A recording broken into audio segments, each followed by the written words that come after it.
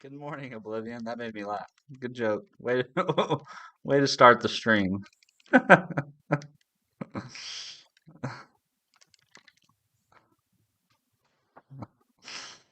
I am speed. That's funny. That makes me think of I'm fast as fuck, boy. Oh wait, why is there no music?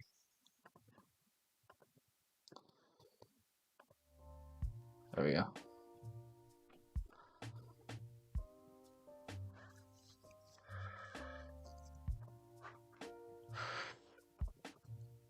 Good morning, Minister of Defense.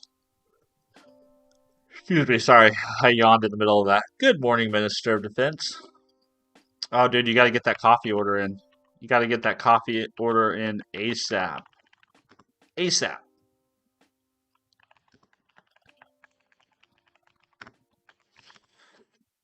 You don't need music. I can't get on and rap for you. I would like to try to build up a little bit of a library of some different music, you know? I mean, I do like my lo-fi jams, but I'd like to have some other types of music that I could play on stream without having to worry about getting copyright striked.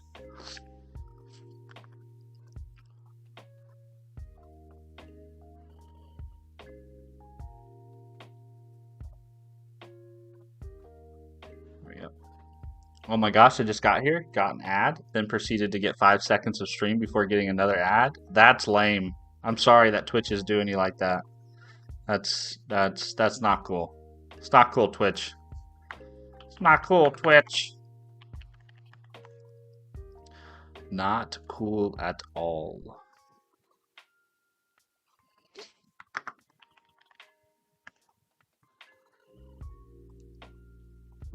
Excuse me. Oh, hold on, I gotta fill up my water bottle.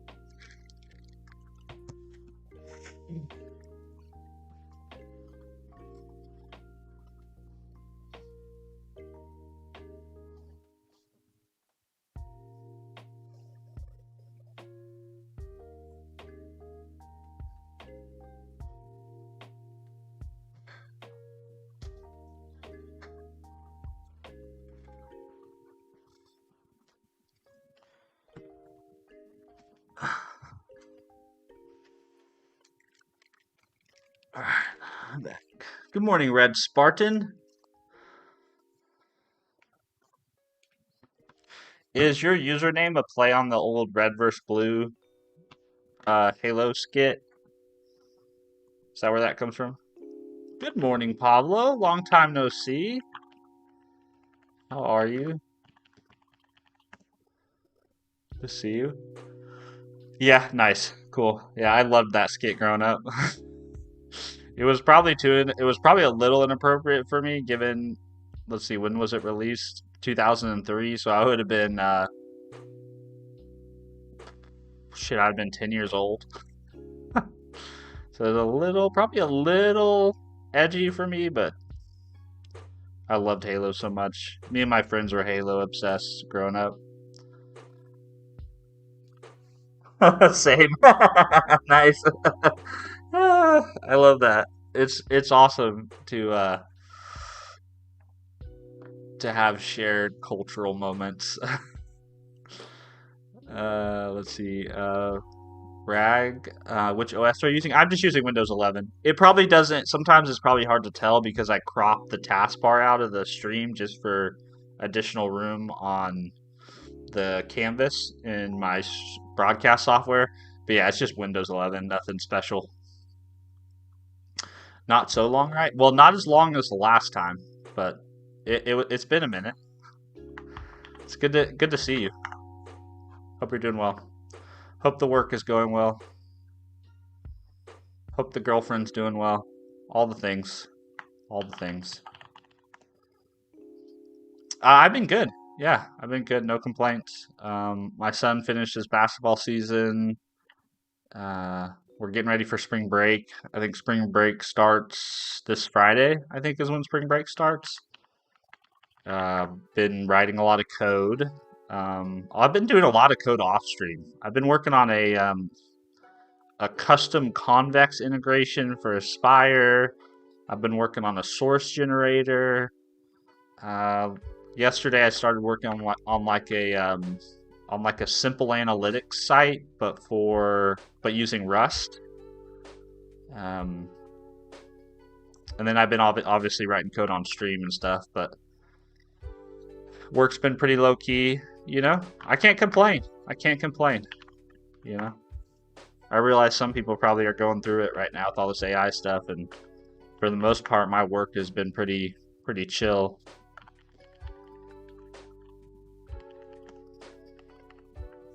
I think we have a couple co-founders that I think are pretty level-headed, and we're also based in the Midwest, so it's like we don't really get caught up in the whole hype cycle of big tech very often. It's good. We're close to spring break already. Yeah, we're close to spring break. We have literally, I think Friday is their last day before spring break because we're going to visit my brother. My brother had his second kid this year. She's like 4 months old, 3 months old. We haven't met her yet, and we're going. I think we leave the 14th. Yeah, so it's crazy, man. The year's going so fast. There's only 295 days left of the year, something like that. Let's see how many days left in 2026. It's crazy. It's like 20% of the year's already gone. 297 days. It's unbelievable. What is that? That's 365. Yeah, that's right at 18% of the year gone. Crazy. Crazy. Good morning, Blackfire. Good to see you. Convex is great. Convex is wonderful. I super caught in the hype cycle. That's wonderful for you, Pablo. I have no idea what spring break is. Is that like the opposite of winter break? No summer break? We do have summer break, so they get like right around 2 months. I think 2 months off in the summer, roughly, give or plus or minus a week. And then spring break is just like usually a week in March that they get off as well. We had a short winter break and a long winter break or long summer break. Yeah, so we have a short winter break. I think they have a 2-week winter break over Christmas and New Year's here. Then we have spring break, which is like a week in March, and then we have summer break. And there's also a fall break. So there's a fall break for Thanksgiving that they also get. And I decided not to post any AI hype cycle criticism on my LinkedIn. I get less engagement, but I have a greater peace of mind. That's totally fair, man. This right here, having a greater peace of mind, this is what we should all optimize for. I mean, yeah, having peace is an amazing privilege, especially with all the crazy shit that's going on in the world. It's crazy. I'm doing a project for the Statue of Liberty. That's very cool. So what's the project, Command Bar? Our summer break is close to 3 months. Yeah, I'm trying to convince my kids to homeschool. That's what I'm trying to convince my kids to do because I would like to travel and I would like to try living in other places. But once your kids start school, you're pretty much kind of locked into a schedule and a geographic location. So I've been slowly trying to like incept the idea of homeschooling. But we'll see if that actually works out. How do I decrease the width? There we go.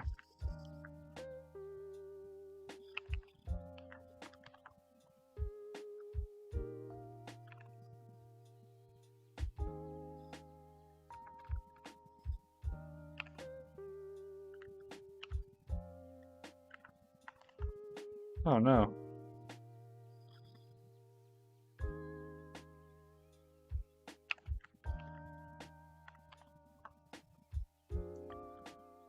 I want to go a little bit more. 5, Control W. There we go. That's better. You should just get your kids traveling private tutors. I think you can afford it as a .NET dev. Well, we wouldn't be able to have traveling tutors, but I have looked into some like online programs that are out there, and my one of my good friends from back home actually the guy that I own my gym with, his kids are homeschooled. So I've always thought it would be really really nice to do that, just from a flexibility, because I work remote and I have flexibility. So I've always thought it'd be really cool if the kids had flexibility, but we'll see. They love their school right now, so far the pitch has not landed. Yeah, socialization is very important. Couldn't agree more. Let's see. It's a presentation about the Statue of Liberty for my English class here in Serbia. Very cool. That's awesome, man. Yeah, the Statue of Liberty is a pretty cool monument. I've seen it in real life. I've been to New York and seen it. Haven't actually been like to it, but I've seen it with my own eyes. But maybe one day I'll actually get to the actual monument.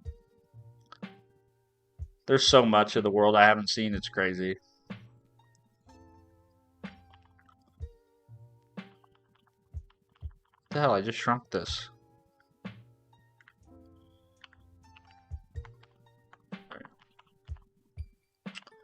All right. So last night I spent some time working on the transactions endpoint of this.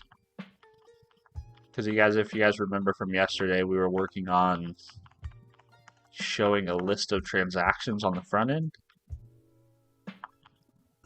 So I added a paged endpoint. Looks like I got through writing those tests. So we need to do these tests.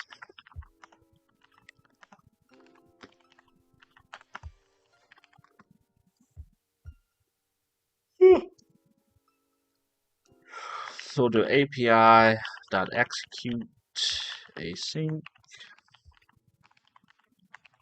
Pass the context, pass the cancellation token.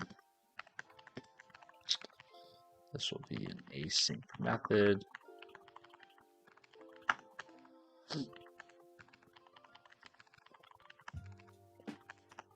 Let's pass the test context.current.cancellation token like this. We have to do some work in here. We also need to build some transactions. So we'll need to do something like transactions. I don't think we have so we have to have an account. We have to have a user ID.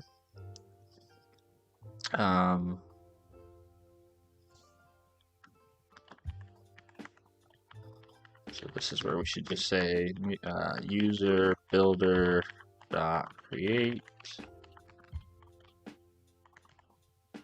Oh, I don't have the freaking. Gosh dang it.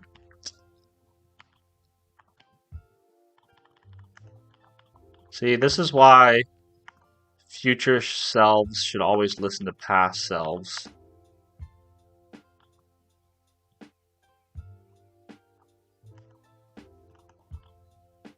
Okay, we need to add a .NET new test physical .NET new console out test physical OS I guess what should we call this? Test.common?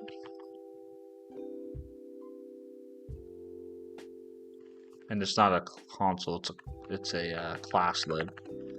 Class lib. You should come here to Sarajevo. We have some stuff. Very cool. Yeah, I would love to travel. Yeah, Sarajevo, where's that? I mean, I know it's in Serbia, but I'm looking it up on a map.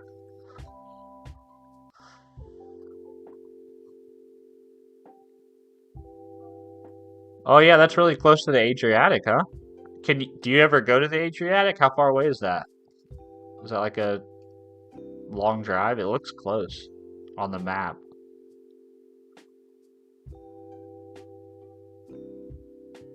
Oh, I guess it's not that close, is it? You actually have to go into Croatia to get to it.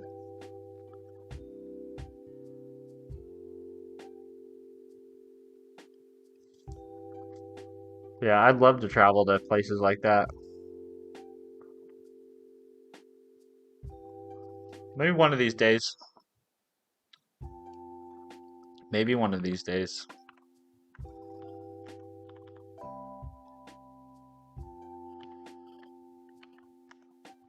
Oh, we should also .NET SLN and tests.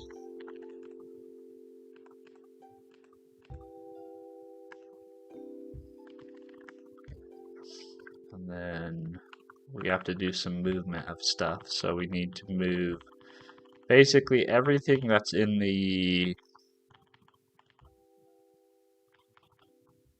data folder. Everything here needs to go to this project. So let's see if we can do that without screwing anything up. So we need to go up a directory, up a directory, and then we need to go into physical os.test.common.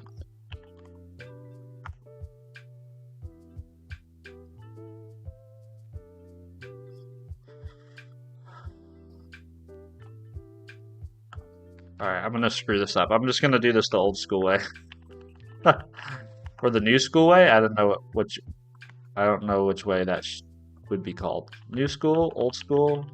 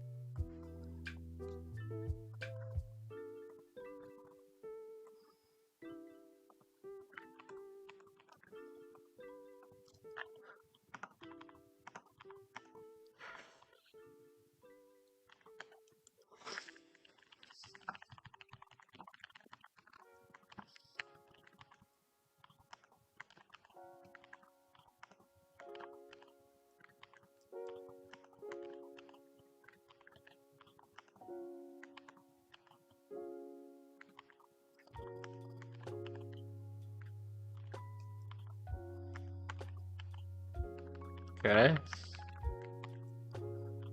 Now we need to add a reference from the common project, or actually we need to add a reference from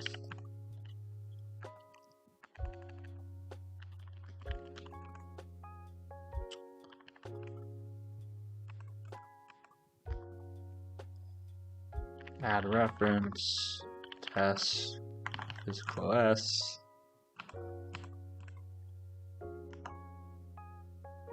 Oh my gosh, I just added a reference to itself. I'm an idiot.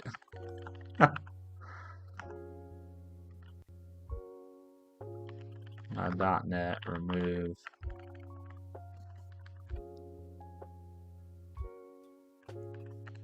remove. Okay.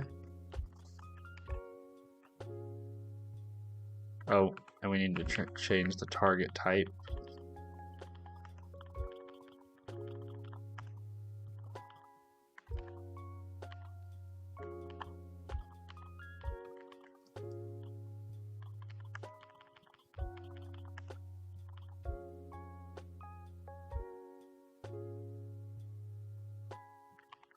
I don't really think I need much in here.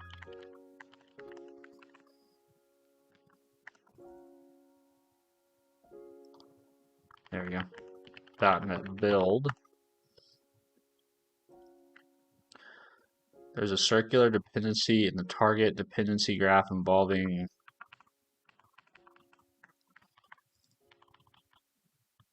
is there now?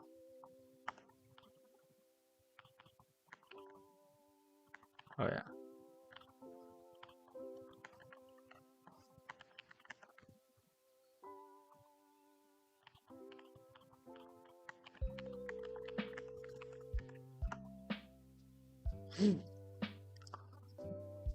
Darios, hello.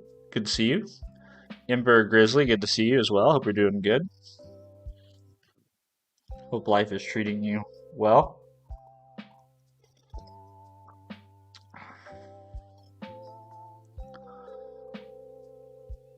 All right, we got some errors, but I think all these errors are just because of using statements missing, which we can fix, I think, relatively straightforwardly.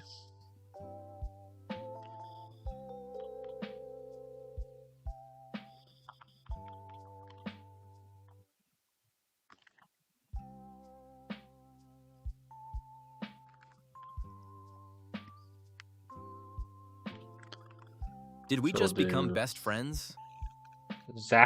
Zachariah. Thank you very much for the sub. Appreciate that.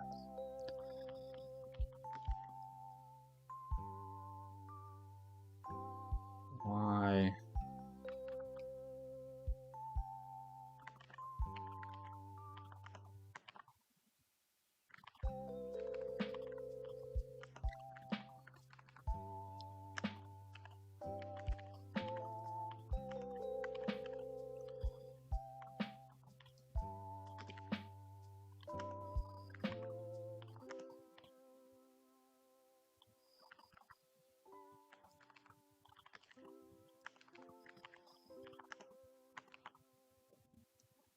Which section or sector or people should I talk to show them and start working with big contracts? I don't know, man. I don't freelance or do anything like that. And never, I would love to, but I never have. So I don't really have any good experience or advice to give you on that front. I wish I could be more helpful. I'm just a W-2 employee. I just work for a company myself. Long time no see, by the way. Quick question. Let's say I have something defensive being prototyped for the current war in the Middle East. Oh, wild, man. That's wild. I don't know. I don't know what that means. Good morning, Kate. Good to see you. I think I may teach a Zig intro at my meetup in a few weeks. I feel I don't Zig that well, but I've been using it every day for a few months. Yeah, man. Teach it. Teach it. Yeah. You don't have to wait for anybody's permission. Go for it. I love it. Is that the code and coffee meetup that you do?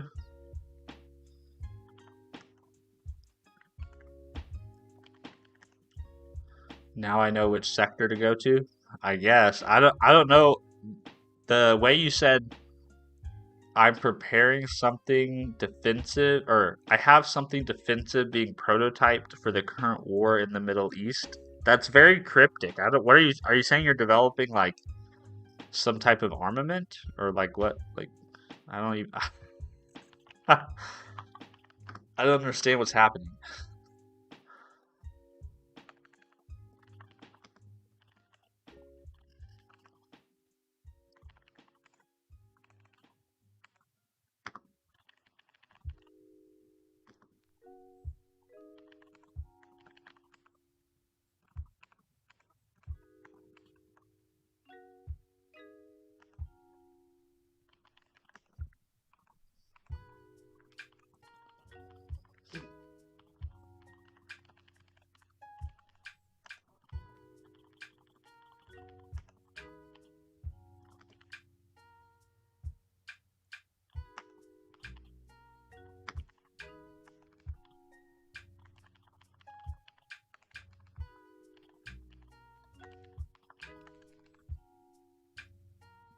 Aren't ministers under the president and senator only? Ministers aren't really a thing for us here in the United States. We don't really have. That's not typically a way we refer to most government positions as ministers. I'm not sure why. Like a lot of other countries seem to do it, but it's not really a thing here in the United States.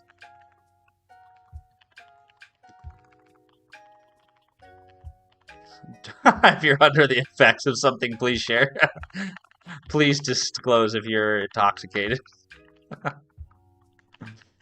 Good morning, Caleb. Good to see you. Yeah, the coffee and code. Well, I bet they would love to hear about Zig. I know I would if I was an attendee of your meetup. I would like to know more. I think sometimes honestly, like sometimes it's easier to learn from somebody who's earlier on in their journey if you're also early on in your journey. So, I say go for it.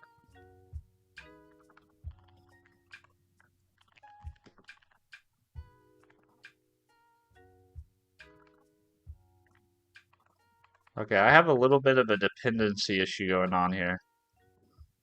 Do I? Oh no, that no, I don't. .NET source add.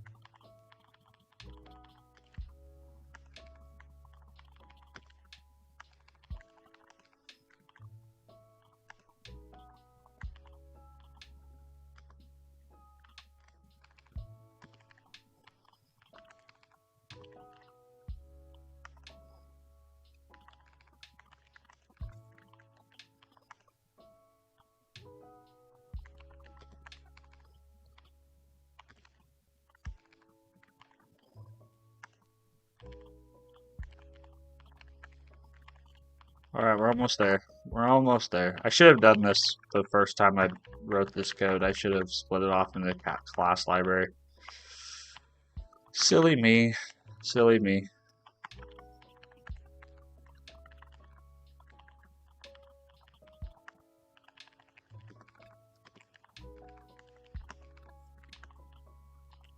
Okay.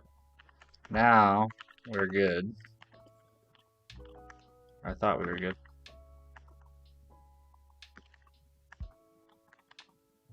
Now we're good.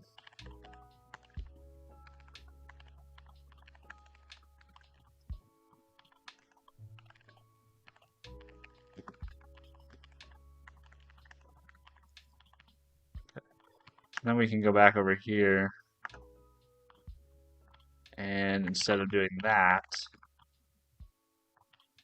we can do,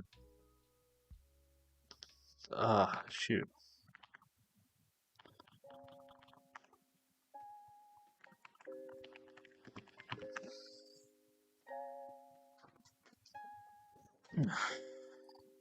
If you want to get into big contracts, I'm intoxicated with work. Are you really?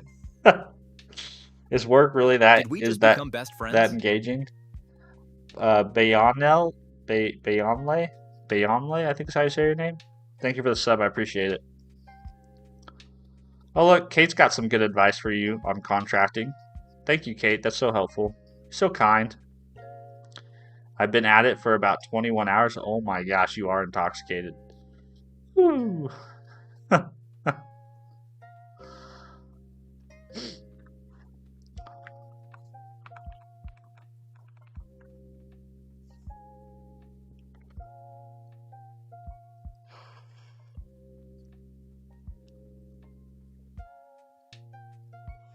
Awesome assertions. We need to add that, I guess, as a reference.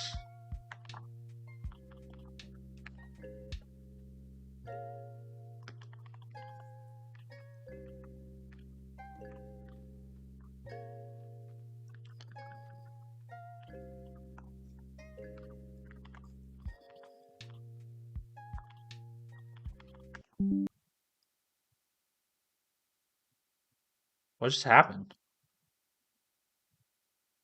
Did Edge just die?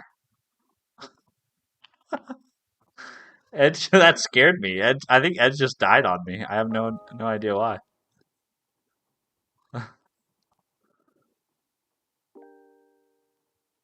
Not expecting that.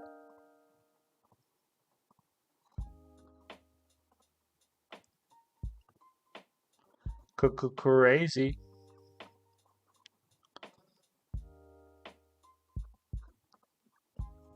Yeah, that was weird. It dove on the. I don't know what happened. Good morning, Voltaire. Good morning, Victor. Good to see you. Hope you're doing well.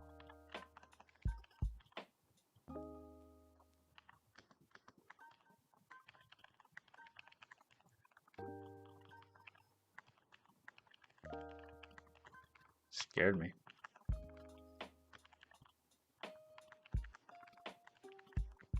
All right, now we try to build.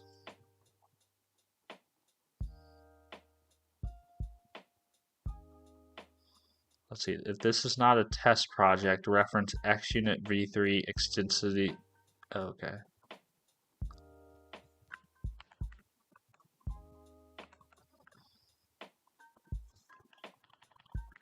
So instead of doing this,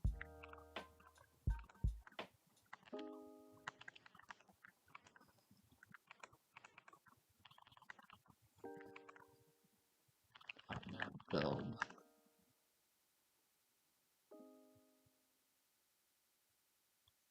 The type or namespace using or XUnit could not be found.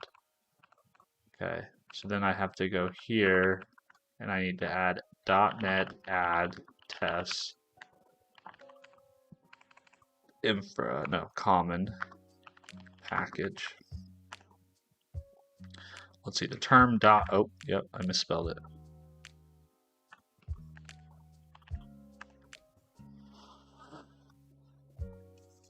Bro, why are you always grinding? Just because it's fun, Abdul. It's fun. This is like, of all the things you could do in the world, this is one of the more fun things I feel like, in my opinion. And yeah, what Pablo said for the reps. I want to be good. So I want to be good and I enjoy it. I don't know if I'll ever be good, but in the meantime, I'm having fun.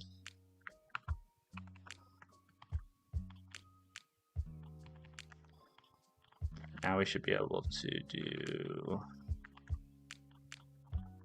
change one line here. So we just need this to become common or test.common.data.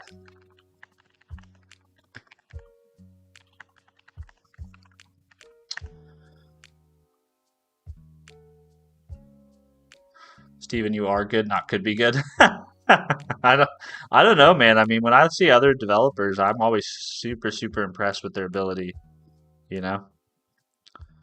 The type or namespace data does not exist in the namespace. The type or namespace app DB context could not be found. Huh. It's a weird one. Oh, because I removed the wrong thing.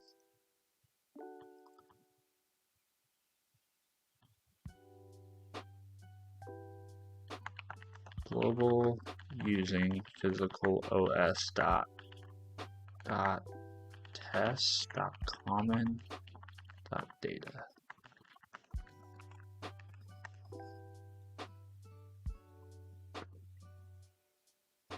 Still breaking. The type or namespace. Okay, integration test. Integration test. Okay.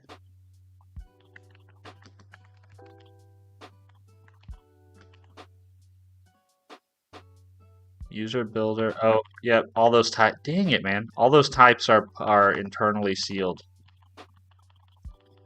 Past Steven really made this hard on future Steven, I'll just say.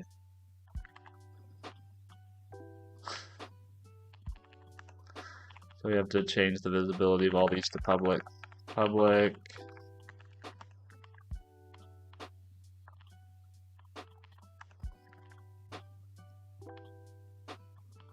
Institution.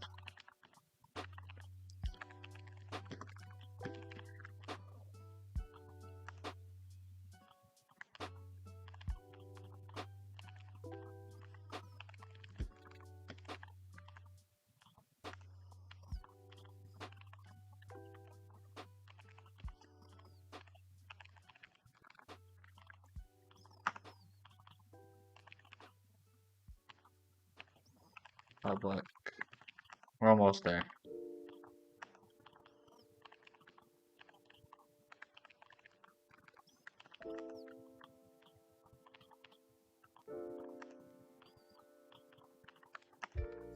All right, now build. Success! All right. The whole reason for that was just so that we could add it to an existing project. Add tests physical OS tests reference to tests physical OS comment. And then that way we can come into our, let's see, let's delete some of these buffers, let's clear everything up.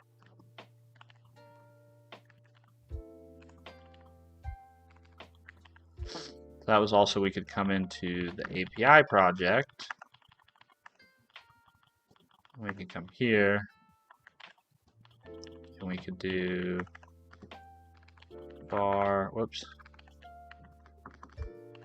user equals user builder dot create.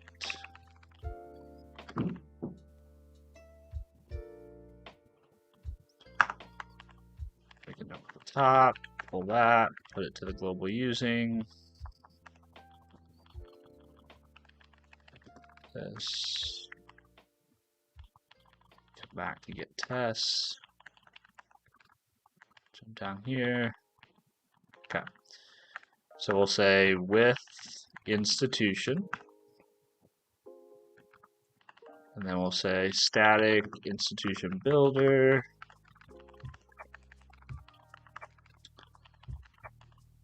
Let's just throw the build on there before we forget. We'll say ib.with metadata, ib.with account. Let's do ib.with name. We can just use the default. And then the account has a account builder. And the account builder, account builder dot with metadata. And then finally, we're going to do ab.with transaction, which also has a transaction builder, I think.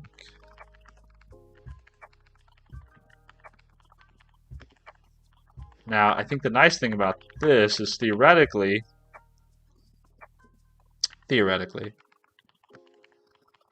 we should be able to pass this now to our callback here. Let's go to accounts, add, let's jump down here. Let's copy this code right here.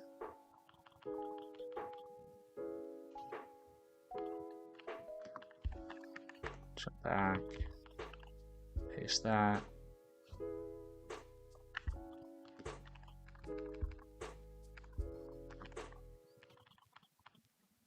And then we can pass the user, I think, here. That. Did we just become best friends? We don't need this. Lakey, thank you very much for the sub. We don't need that. We don't need this.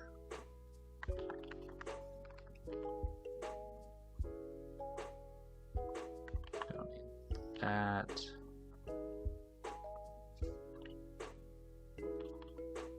I think what we do need is, we also don't need this. Do we need this? No, we don't need this. We do need the user though. So the user actually has to be created inside this callback and then we'll pass it back out. So we need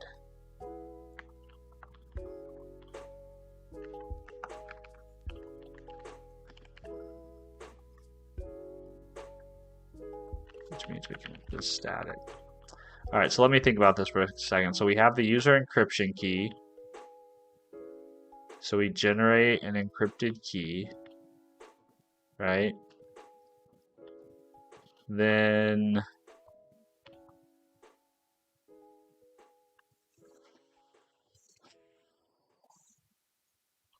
we encrypt the access token.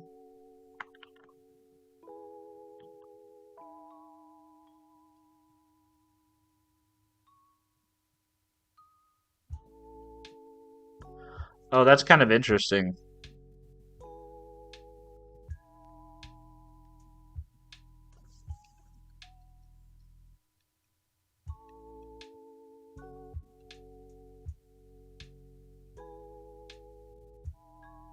Huh.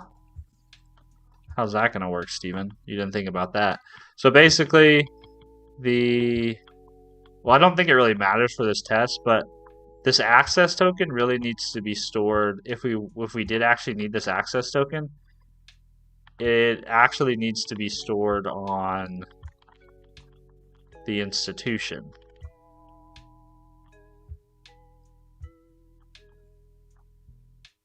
Huh. I didn't really think about this very well. Anyways, we'll solve that when it becomes a real issue. So we've got our user. We need to grab that guy, var user.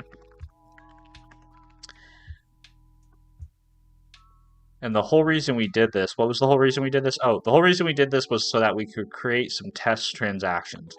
So this is where we'll say tb.with metadata, and we will just use the default. This wants us to use a lambda. It's fine, I'll use a lambda.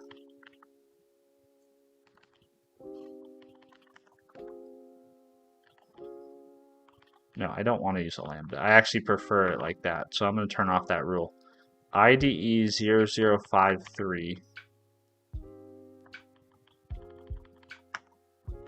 prefer lambda. I'm going to turn this one off. False silence.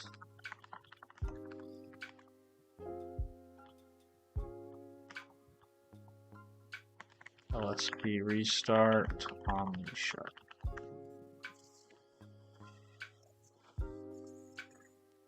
Oh, sorry, I fell behind on chat here. Your color scheme seems so pleasing to the eye. I like it. It's a GitHub.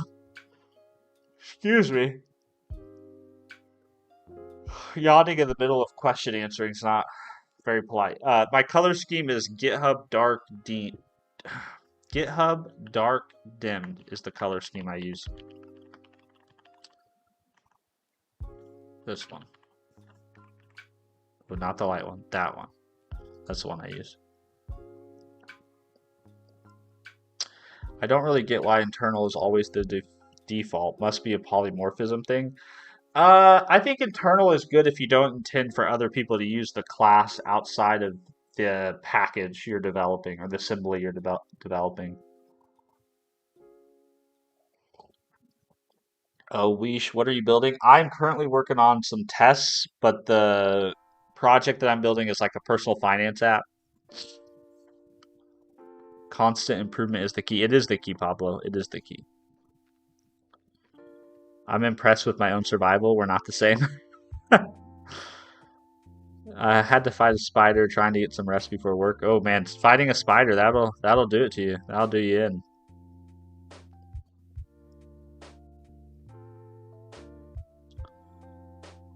Yeah, what Pablo said. Start everything as private as possible. Yep, exactly.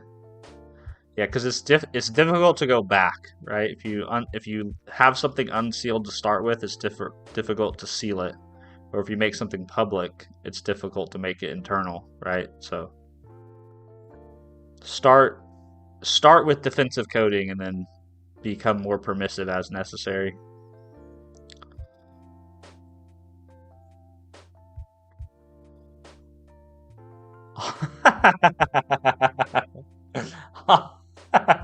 That's really funny. I'll surrender to Daddy Longlegs. Wait, what? No. Never mind.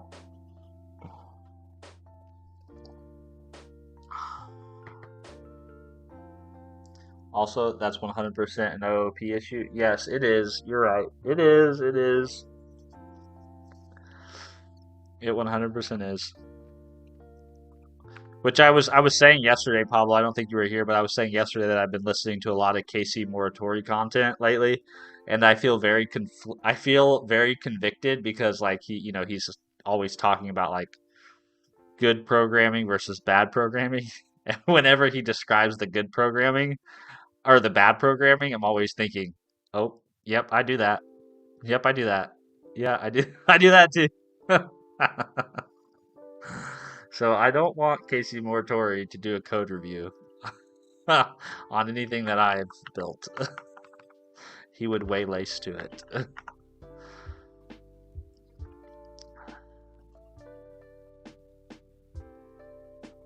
Let's see. So let's do that. Put that here. Now let's remove the query param. We can do user dot ID. And then we should be able to say await. Let's actually call this result.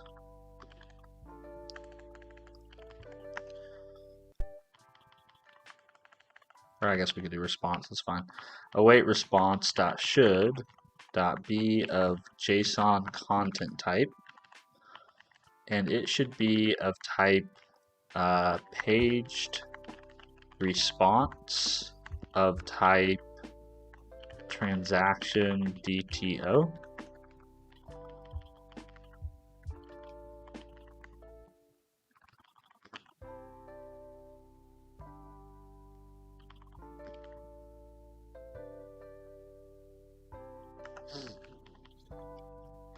And why else are you mad?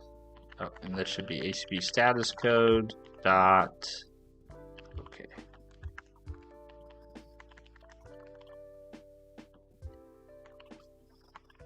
Guess we should probably put these things on a new line. Let's do B. Doesn't really help much there, does it? That's just a long. It's just a long. That's just a long line of code. All right, and then we'll do. We will do dot which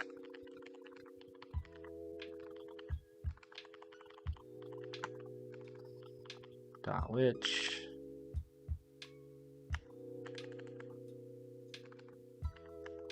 dot items dot should should be equivalent to user dot transactions. Yeah, that's what I hope. So did we add the? I don't even remember if we did that correctly. Let's go to the user builder. Let's drop down here. Yeah, we did. Okay. So now we could try to run this.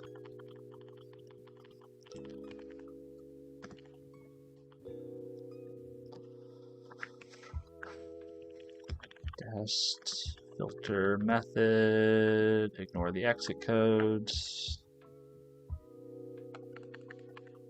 See how this goes. Is this stream a CCP chat code and programming like the CCP China Communist Party? No, it is not like that CCP. It's the other CCP. Let's see. One or more errors occurred. Project, proceed with project. Ensure you have a runnable project type. A runnable project should have a runnable, for instance, and have output type. The current output type is library. Huh. Okay. So I have to change the output type? Interesting.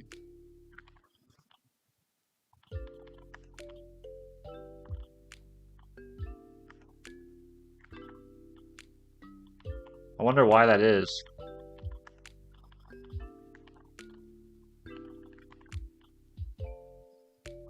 It's a class library, so I'm not really sure why that's a thing.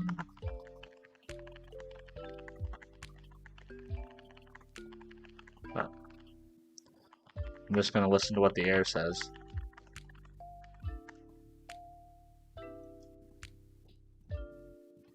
Let's see. Program does not contain a static method suitable for entry point. Get projects. Okay. So how do I fix this?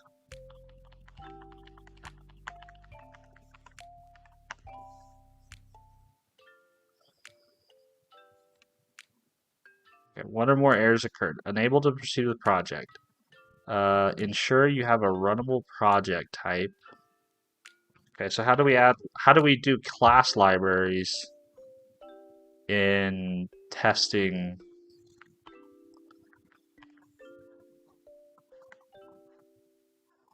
Whoops, sorry, I hit chat, my bad. Yes, it definitely not to be confused with the other three-letter organization. I feel like it's always a balance. We can be bad programmers sometimes, and that's still fine. Well, I also think being a bad programmer is all in the eye of the beholder, right? There's just so many opinions and taste. You know, like if you got Casey Moratori in a room with Uncle Bob, right, they would have completely different opinions about what makes good code. But both of them arguably have been very successful programmers, right? So, I mean, that's where programming is more of like art craftsmanship, right, than it is like a legitimate hard science. I mean, computer science definitely is a hard science, but programming, you know, software engineering, there's a little bit of craftsmanship and taste that goes into it, which is part of the fun, you know. Honestly, that's what makes it fun. It's an expressive activity. Most people don't look at programming that way, you know, especially from the outside. Like if you're somebody who doesn't write code, you don't look at code as like an expressive, creative activity, but it really is. I'm very far from being a great programmer, but I mean, I enjoy what I do, whether it be exploits or malware, it's all fun to me. In fact, if someone did a code review and called me bad, I think it'd be fine. I'd find it more entertaining that I wasted your time than upset a stranger didn't like it. Yeah, I don't think I would be upset. I mean, I would welcome to be critiqued, you know, by people who are better than me. I welcome criticism, especially from people who have been doing it for a really, really long time, you know. I know what you mean. Creative defense evasion can be an art form. Yeah, see, there you go. Yeah, that's part of the fun.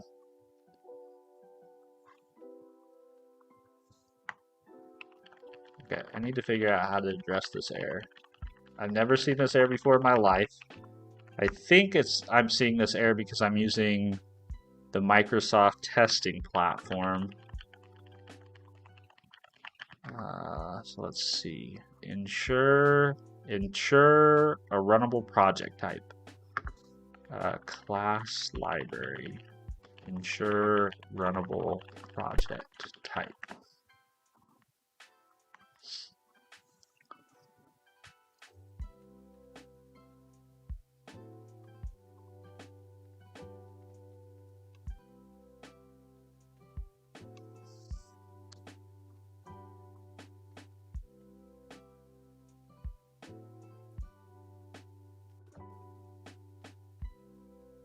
Huh.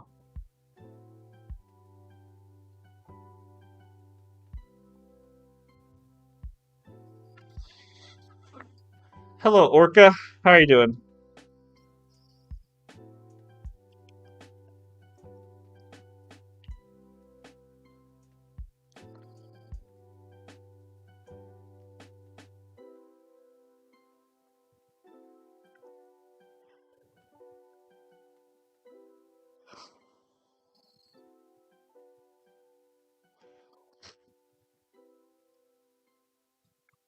Okay.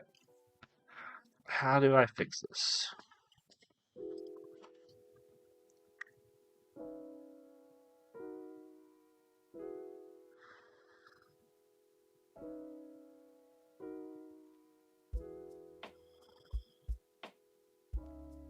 Okay, this is my exact setup here.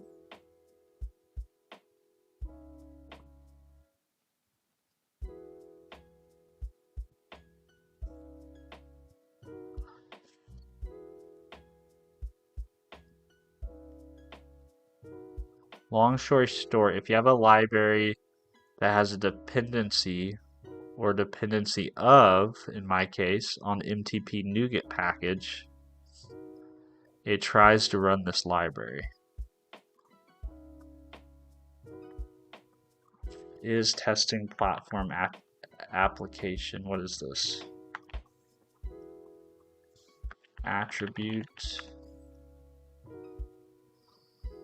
is let's see, used to control integration with Microsoft testing platform.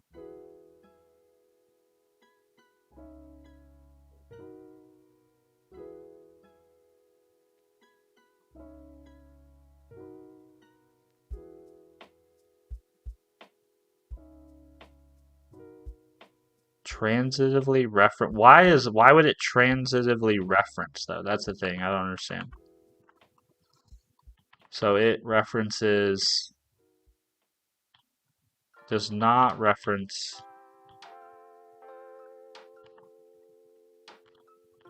Wonder if it's because of that.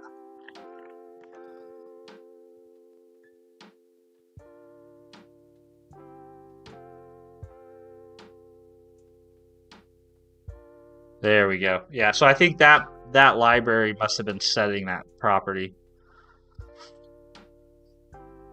Okay, we failed with an error. Expected response status to be HTTP status code okay, but found internal server error. Oh no. Why do we have an internal server error? The dreaded internal server error. No. I guess we probably should debug this, huh?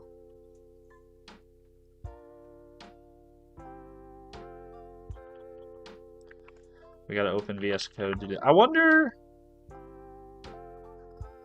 does easy.net support Microsoft testing platform?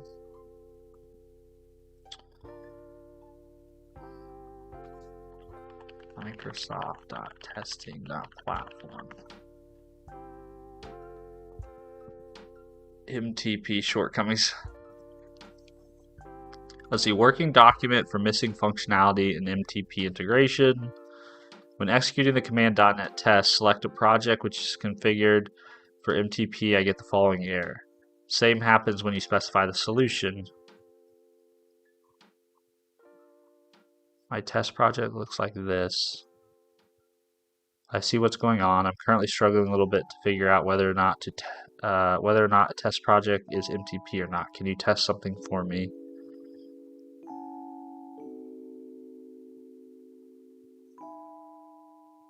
Very strange. I was able to reproduce your exact message, but setting did allow me to use VS Test. I guess I could change the command to .NET Run if I believe it's an MTP project.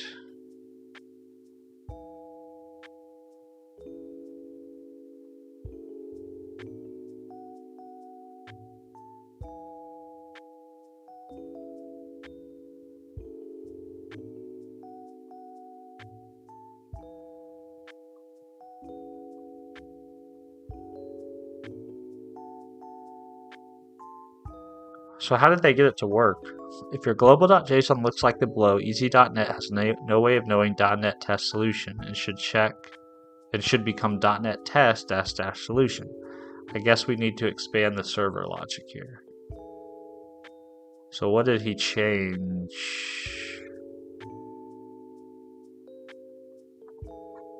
to make it work?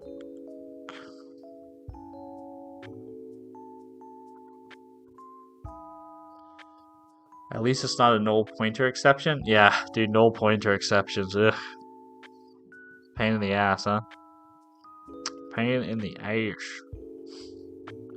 I really probably should switch over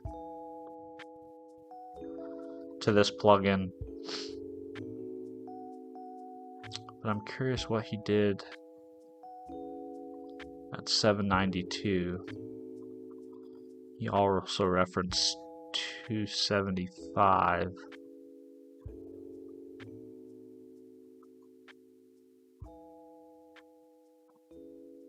Let's see, require root dir. No, this is all test code stuff. Global JSON Finder. Okay, so he's got something that finds the global JSON.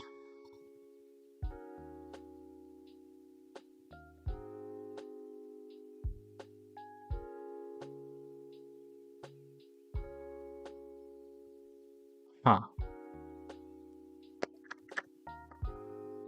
It's weird.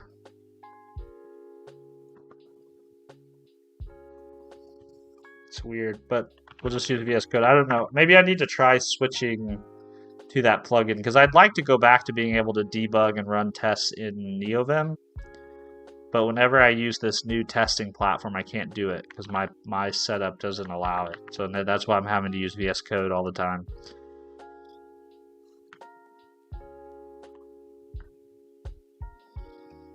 All right, let's do get, or sorry, endpoint. And let's set a breakpoint here. Refresh the test.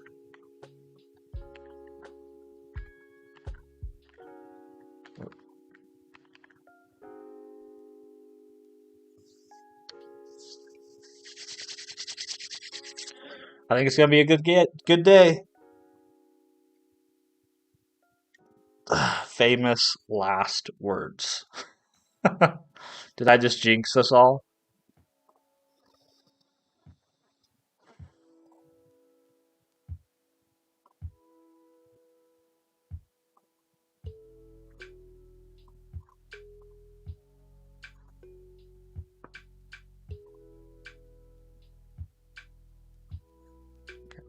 Debug.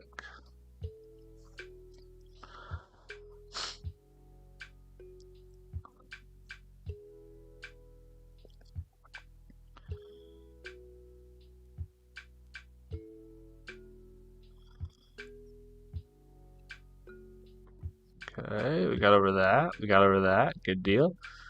Got our user ID. Got our query.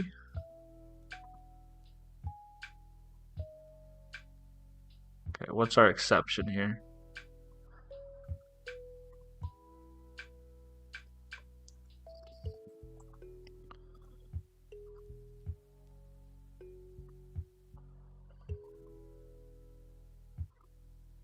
Let's see, the link expression order by descending cannot be translated. Either rewrite the query in a form that can be translated or switch to client evaluation explicitly by inserting a call to as enumerable, as async enumerable toList, or toList async.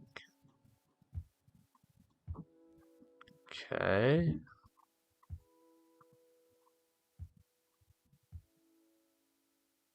Oh.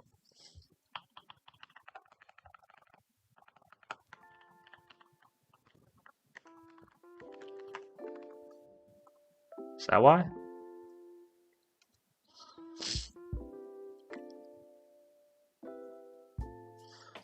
Any particular reason for not using Visual Studio?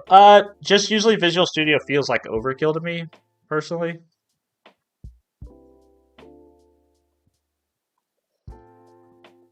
I use Visual Studio at work. We have a very large .NET solution at work, but I don't really use it much on my own personal stuff. It just feels like the cockpit of an F-16, and I don't really need all the bells and whistles that it comes with for the stuff I work on. NeoVim and Visual Studio Code are plenty most of the time.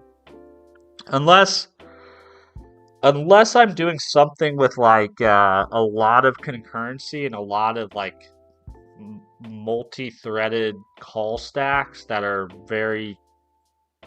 very complicated, which I really haven't done anything like that in a while now.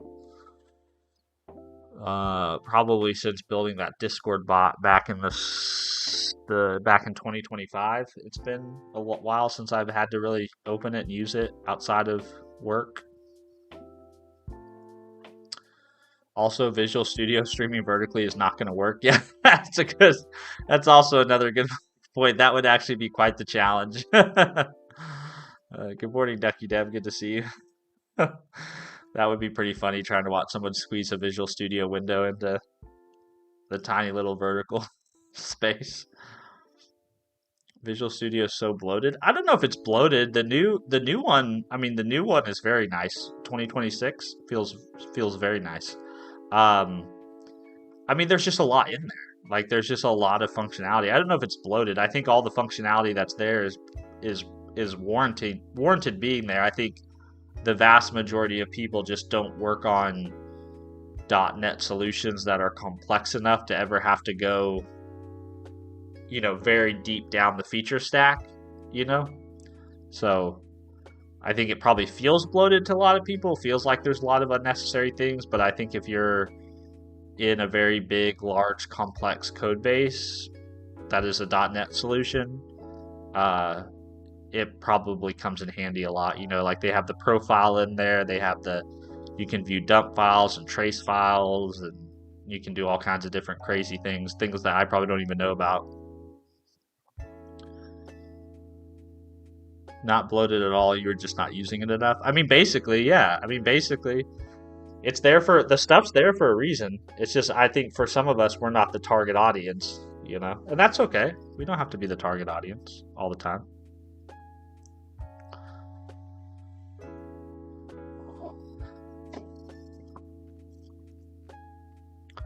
I don't know why this isn't working.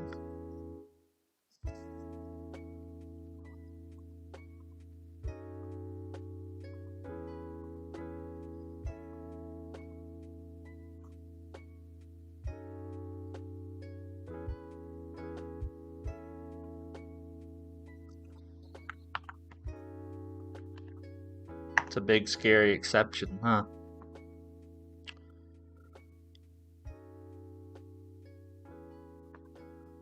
Well, that link is not helpful at all.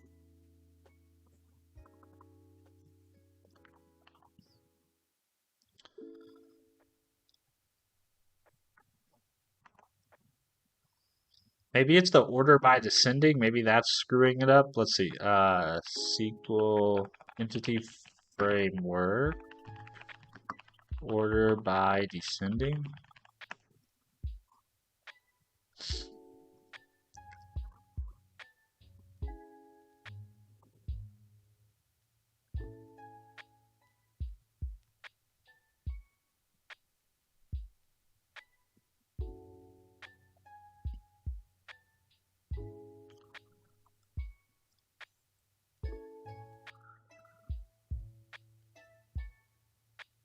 Huh. I mean, nothing I'm doing seems terribly complicated. I'm trying to order the query by in time. I'm skipping over a certain number. I'm taking whatever number they gave me, and then I'm calling toListAsync. Uh, okay, let's see. What if I don't do date time? I think if I don't pass date time there, it throws an exception for date time offset not being a supported type in SQLite. Or date time offset. Same for Android Studio. Yeah, and I've never used Android Studio there, but I would guess there's lots of things where it's very feature rich, but if you're not using those features, then, you know, which is again, it's like that's why I use Visual Studio Code. It's just I don't need all the features that are in.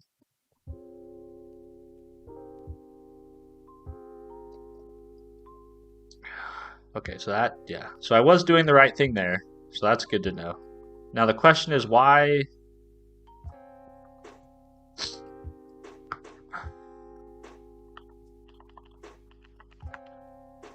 Daytime. Okay, so the question is why doesn't it allow me to convert to list async? Entity framework. Unable. What was the exception? I forgot what the exception was.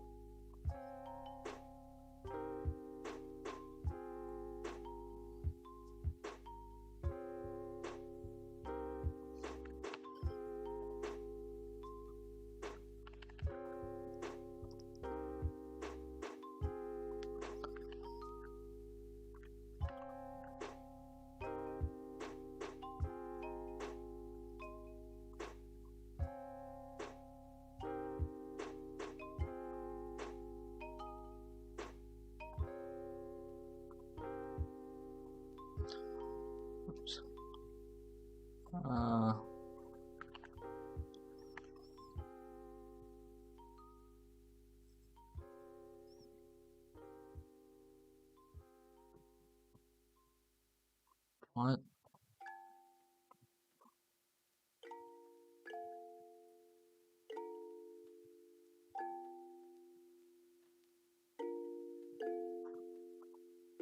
I don't think you're right.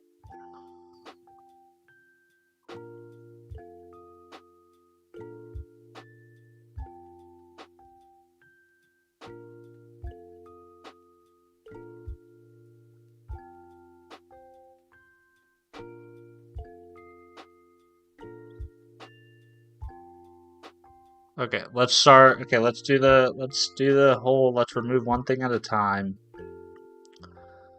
So if we really do think it's this, let's remove that and try again.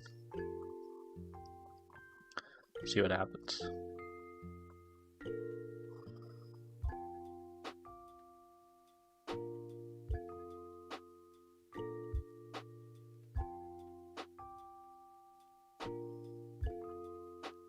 Okay, that seems to have worked, but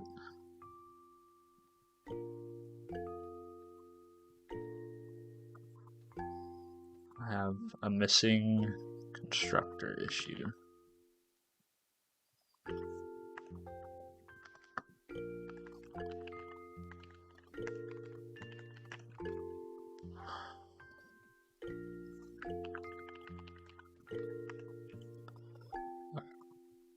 Try again.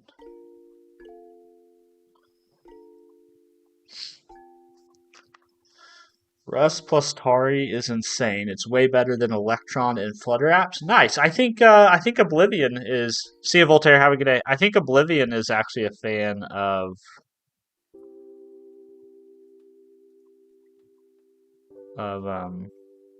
excuse me, of Tari, or has used Tari. More backend stuff. Yes, we are doing backend stuff. We're doing backend stuff so that we can grab data on the front end. But I can't figure out why this isn't working, so.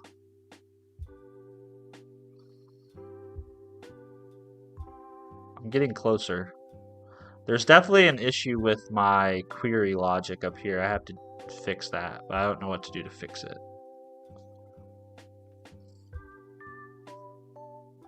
Oh my gosh, it's already 7? Where does the time go, man? Where does the time go? Let's see. Let's look at the response. Oh, I guess I can't actually see any of it.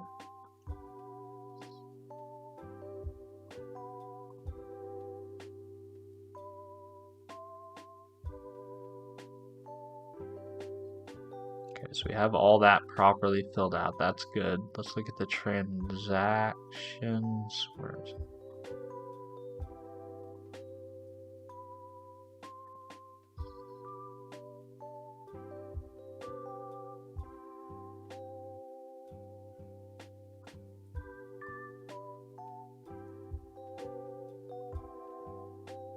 Okay, that's good.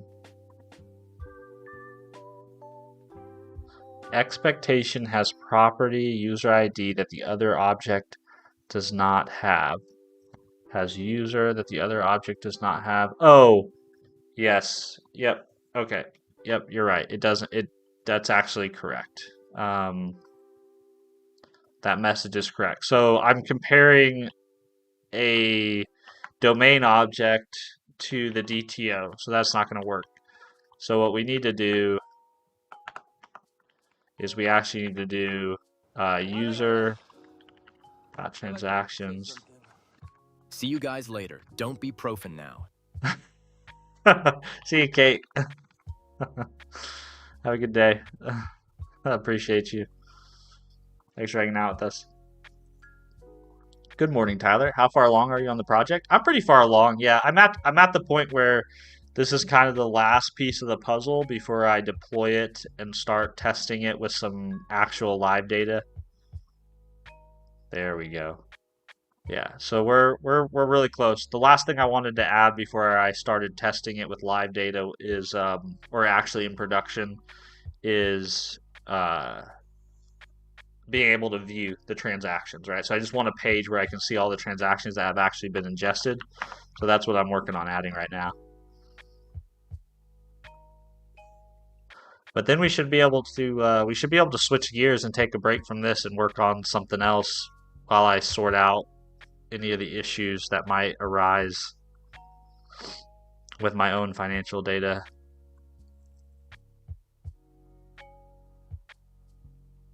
Okay, order by descending.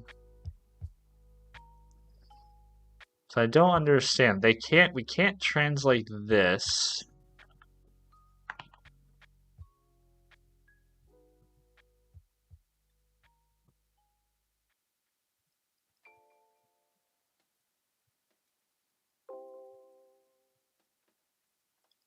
Huh.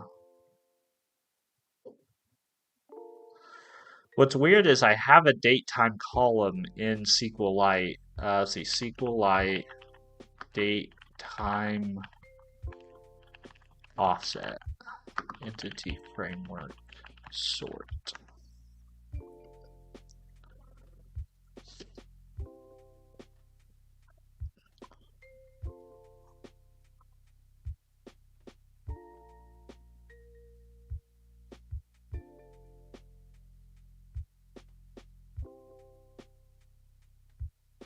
Huh.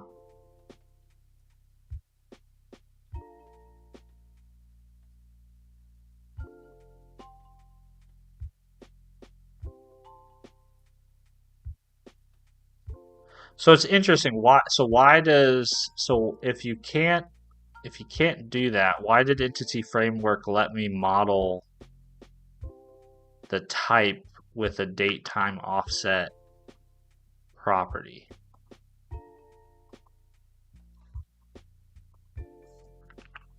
Let's see, entity framework date time offset property.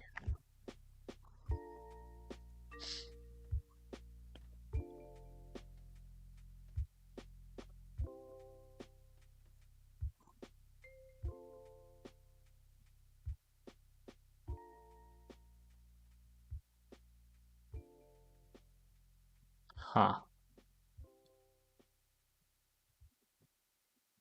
Well, that's shitty. But I can get around this basically by doing this. I can basically switch to client side.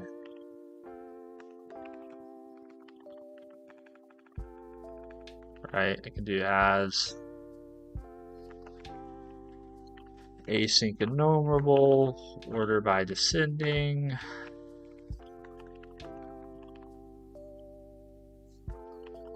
Should I pass the cancel? Let's see, returns, which can be enumerated asynchronously, multiple active operations on the same objects are supported.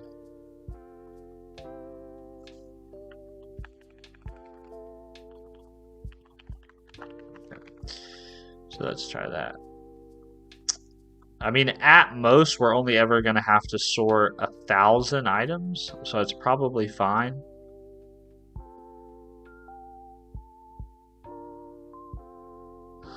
If I wanted to fix this, let's see. I'm just going to drop myself a little note here to do migrate date property to date time.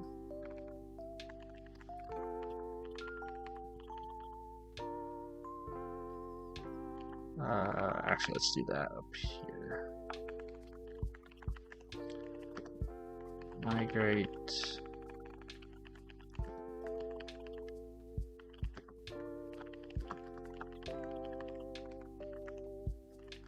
avoid memory.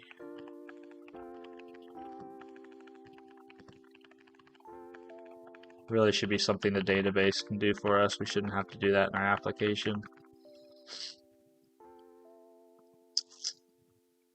All right, wonderful. We have a way to get our transactions out of the database. Woohoo! Okay, so let's go to our front end now, and let's go ahead and wire up the front end to the back end. So we have web, source, services.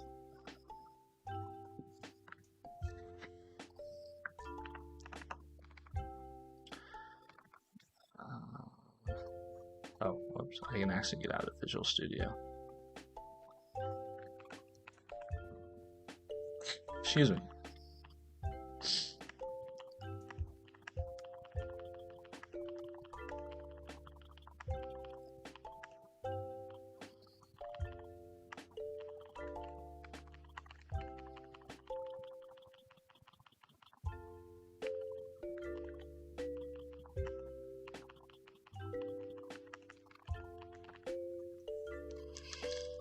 This is wired to Convex? No, it's not. It's tied to a SQLite database.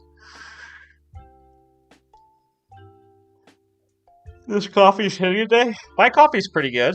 Yeah, my coffee's hitting too. Are you going to use SQLite in production? Or are you just going to using it to test? No, I'll probably use SQLite in production. Since it's just a really tiny application that's just for me, right? It's literally just one user. SQLite will be plenty. I won't have a lot of concurrent writes. Ooh, chocolate. Chocolate sounds good.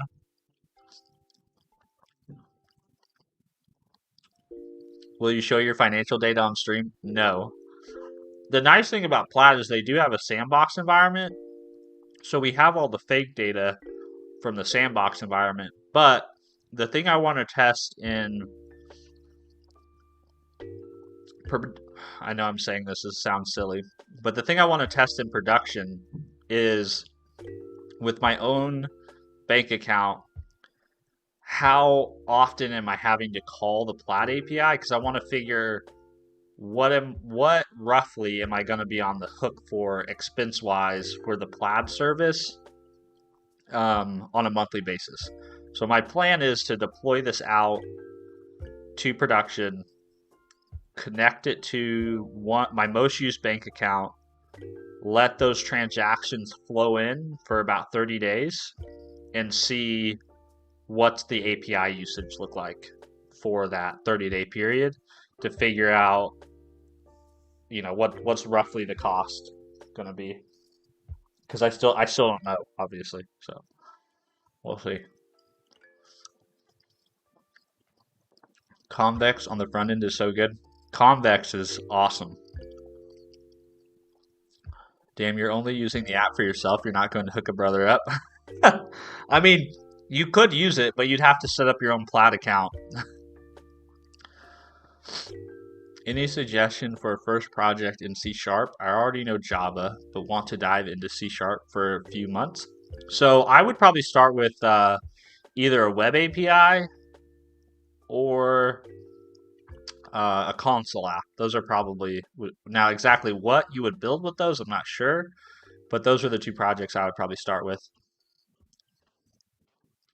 How expensive is it? They don't really give you any good pricing estimates. They just have a pay-as-you-go pricing model, but they don't actually tell you they don't actually tell you what the cost is, which seems a little opaque. But what are you gonna do?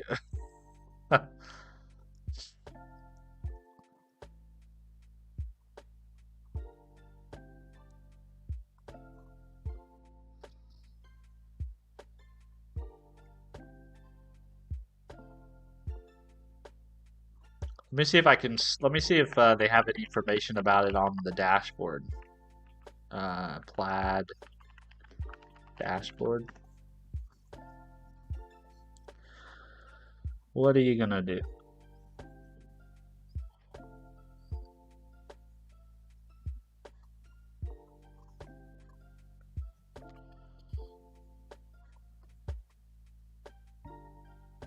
Oh, I got MFA. Why not scrape your bank? Well, that might be my pivot. That's the thing, Pablo. I might have to pivot to that approach, but that would be a pretty significant pivot, and it also adds a lot of complexity that I didn't want to deal with. Which is the reason why I'm trying to get away with using Plaid.com, But you're 100% right.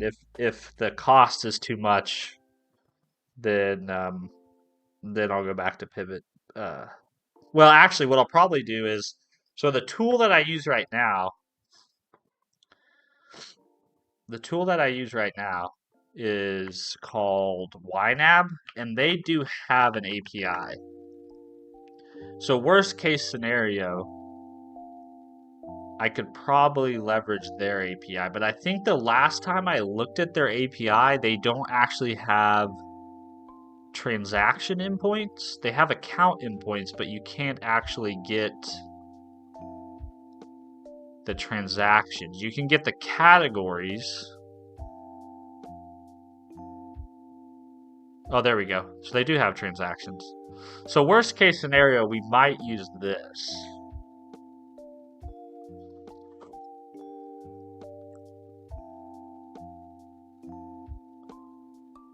Or worst case scenario, we scrape. So right now I pay $15 a month for YNAB. But I thought, well, maybe I can make something that's better for cheaper, but we'll see. We'll see how it goes. If nothing else, I'm glad I learned how to implement plaid.com service. It was a good learning experience. I'm trying to see if I can find any information on the pricing. 786. See, they don't really give you any information.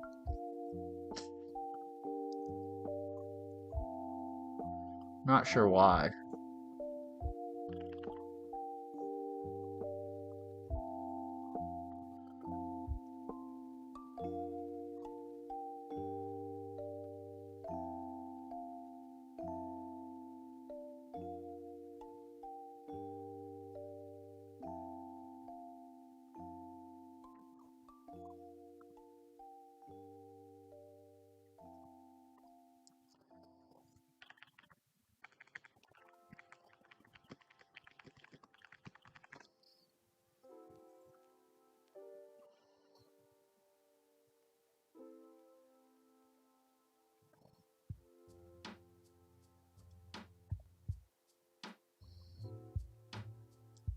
I mean, in Plaid's defense, they are targeted much more at uh, enterprise users and not individual users.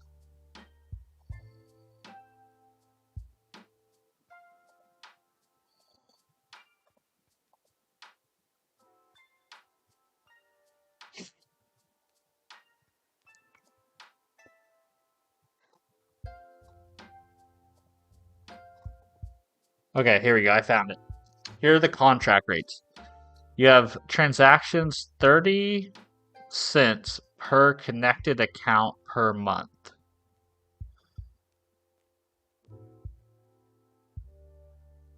So what would that be? 15. If I currently am spending $15 a month divided by 30 cents, that means I can connect up to 50 accounts to this application.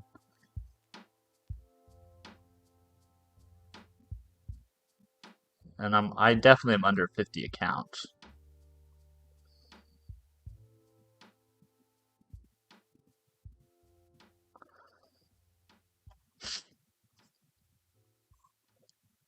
I don't know. We'll see. We'll see how it goes. Couple dollars per API call, huh?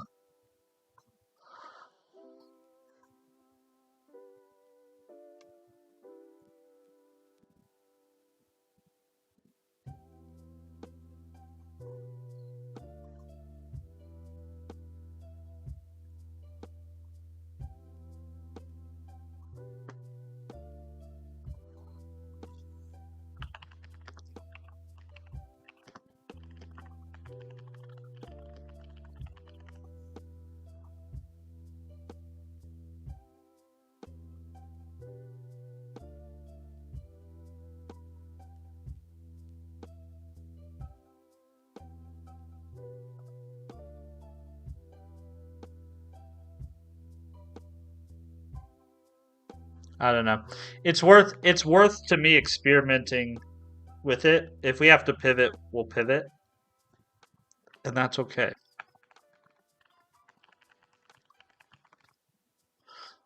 My bank has 0 integrations. That's the same with me. None of my banks offer integrations that I can plug into directly, which is kind of shitty. You would think banks would have to do something like that, you know? Like it is your data at the end of the day. But I guess they don't care. They don't care about little old us.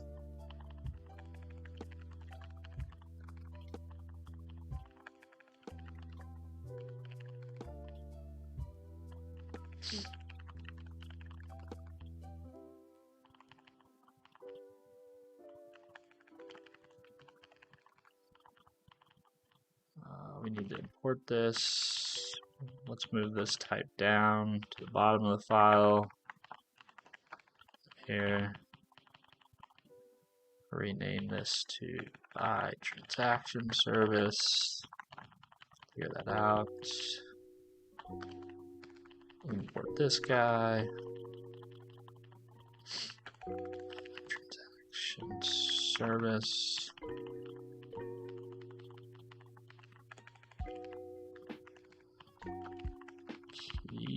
And we'll do.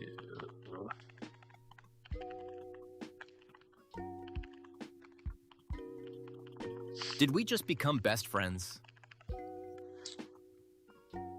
For Federico, thank you very much for the sub, man. I appreciate that. It's very kind of you. Hope you're doing well. Export class.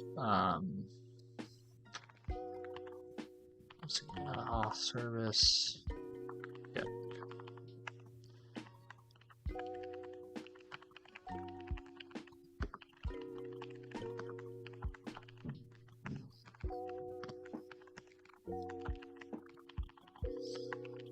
This is complaining because it's an empty interface, right?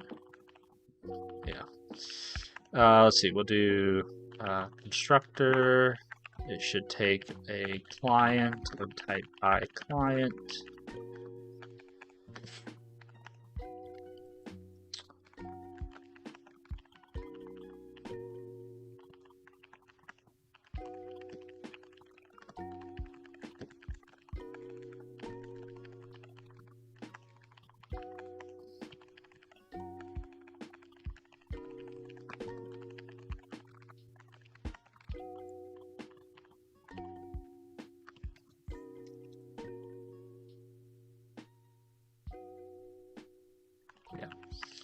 So we'll need a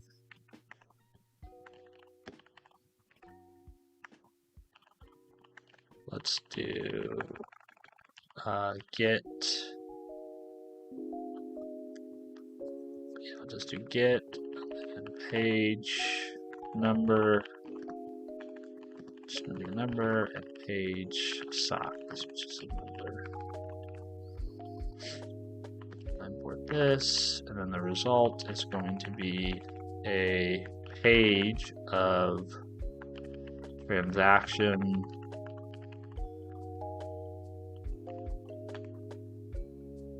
like that. And we don't have the page type yet, so we need to define that.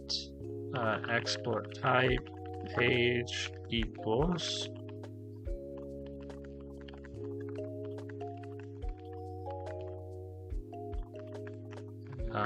let's see, and then let's go to our backend.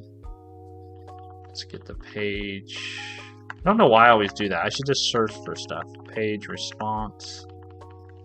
We need that. Come back to the front.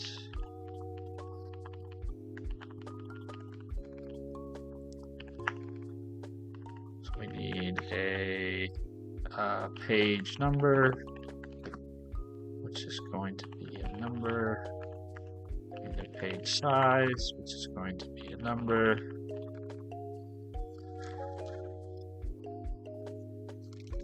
Total items.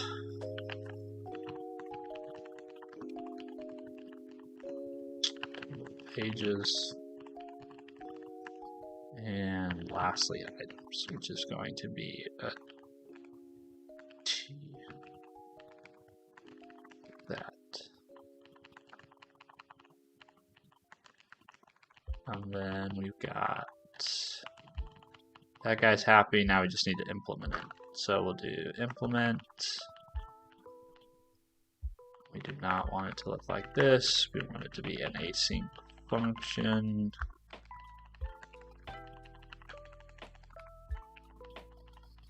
We'll do type inference on the return type.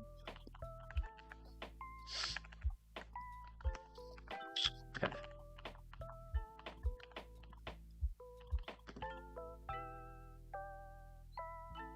Oh, this should be.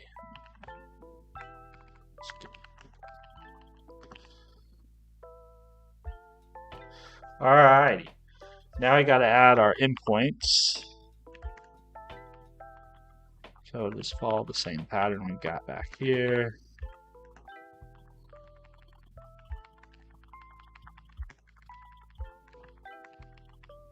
Just be get, which would be API.transactions. Like that.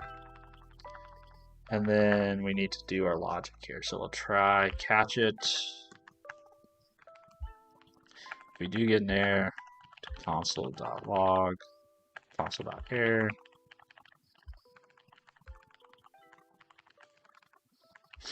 And then return result dot error.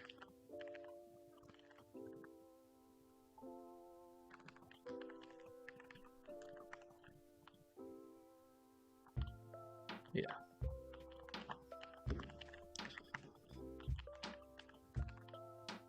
Did we just become best friends? 10 Keat Lee, thanks for the sub, man. I appreciate that. Super kind of you.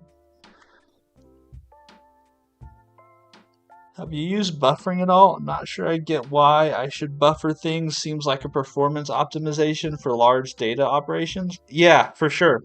Yeah. I mean, I think you use buffering particularly when you're streaming in data from some source and you don't know necessarily how, like, the amount, like what size of the data that you could end up with. So you kind of arbitrarily decide I'm gonna always work with this buffer, and then process things in chunks like that. But yeah, I think in a lot of cases you're talking about an optimization. If you're dealing with really large amounts of data, or an unknown could be arbitrarily big, you probably have to do some amount of buffering. I haven't really ever had need of it myself. I guess I did have need of it. I used it when I was doing the implementation for my Discord bot. I implemented the connection logic for that myself, and I think I did use a buffer there because when receiving data over the WebSocket, it's not totally clear how big the message you're going to get is actually going to be. So I think I arbitrarily set a buffer size of like,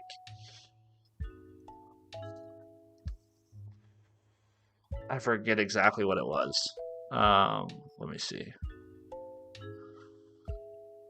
I think this is the worker gateway client. So I guess in this case, it's not really a performance optimization. It's just a way to deal with the fact that I don't know how big the final piece of data is that I'm going to have to handle or serialize or deal with. Let me see if I can find it. Yeah, it's right here. It's when we're receiving our message.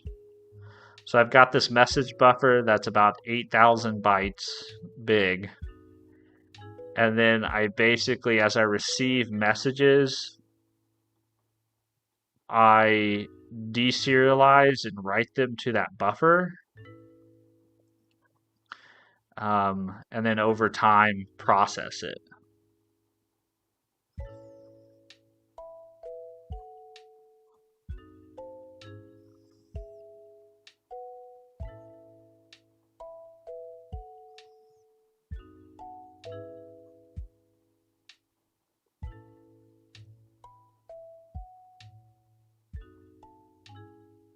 Man, I forgot I forgot I wrote this stuff.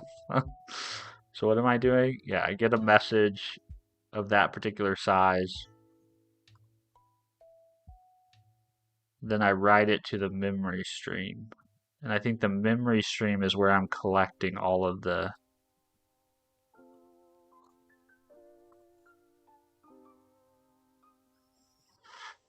You ever look at this is like one of those experiences where you look at code that you wrote and you're like, what? Yeah, but yeah, I haven't really I haven't had need to really mess with it myself.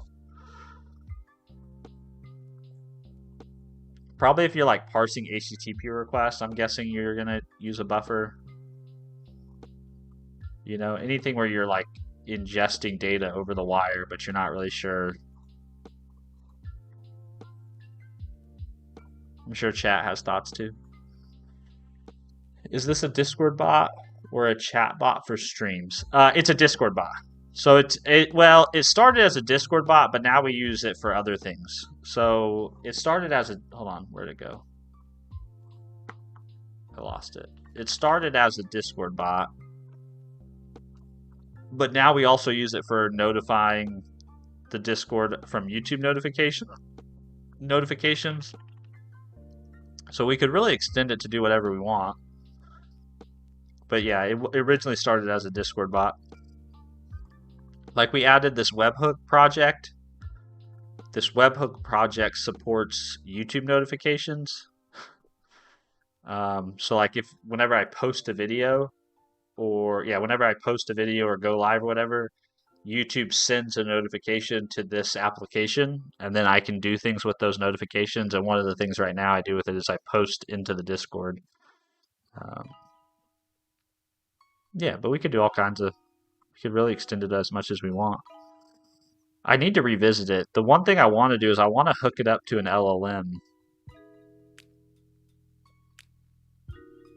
but I haven't gotten around to that. One of these days. What are you building? We are trying to build a personal finance app, but this morning we mostly spent the morning wrestling with testing and querying data from the database.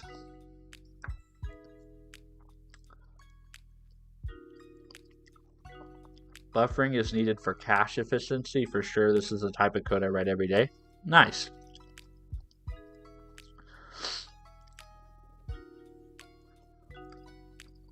Oh, it's almost 7:30. All right, let's see if I can get this wrapped up.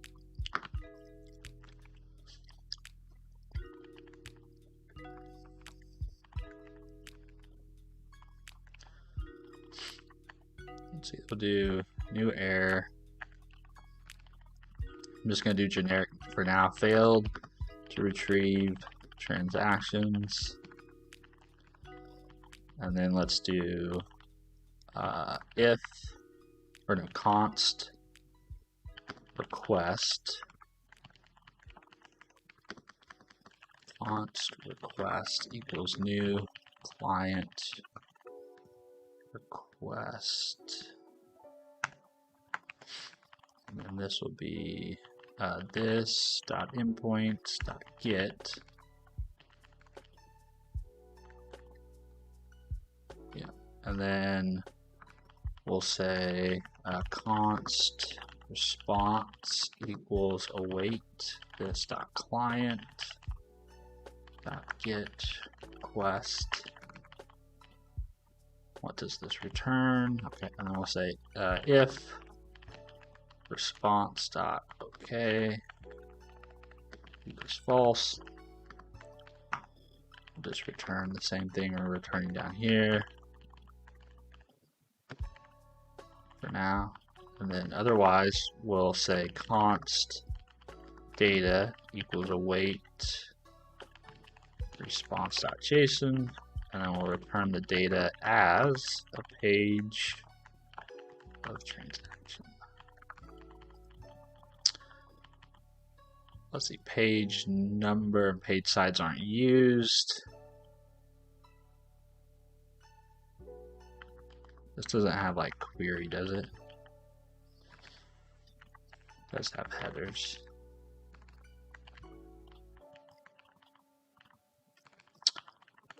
So I guess what I need to do is I need to say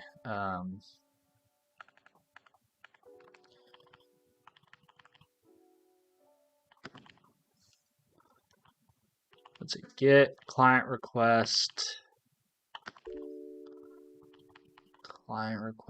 this .url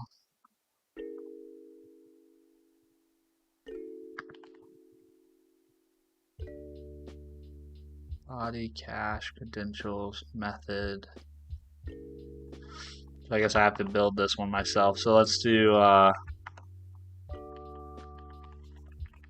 back here, and we'll just say const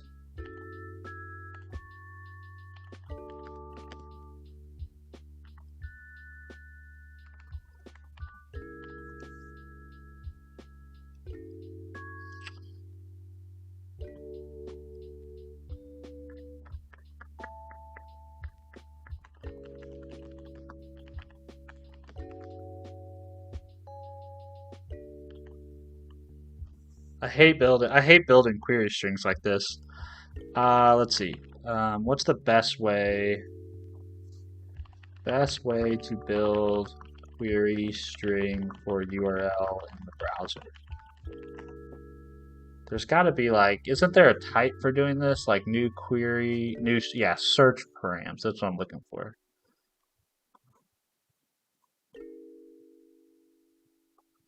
Search params.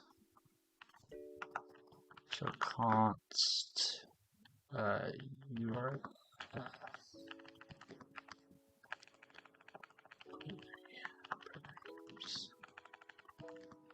equals new URL search.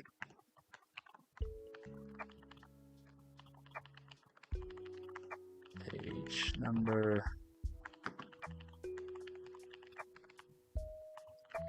This page number. Page size.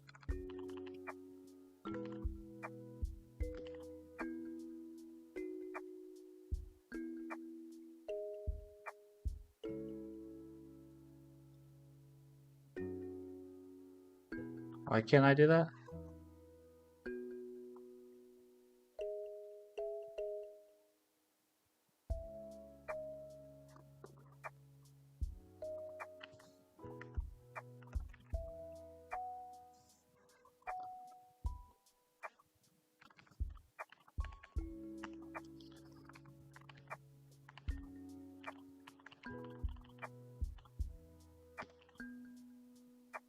Oh, because it wants strings.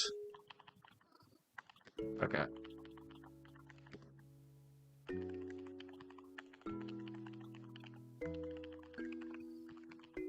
Fair enough. Probably can abstract this a little, but for the moment, let's do const URL equals this dot endpoints dot get plus query params dot toString.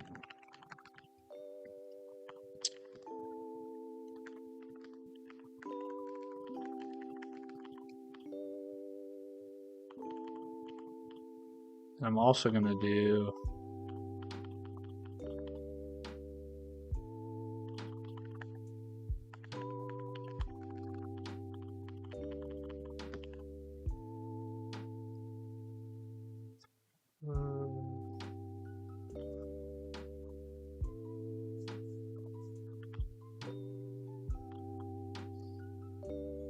the type page transaction is not assignable to type. Oh, that would be correct. We have to wrap this in OK.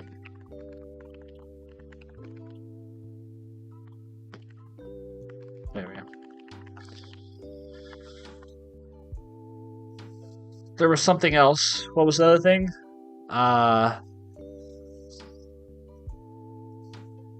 Crap, I lost my train of thought. Query params toString. Oh, default parameters. We do page number 1. We do page number, let's say, 500. We'll just split the middle.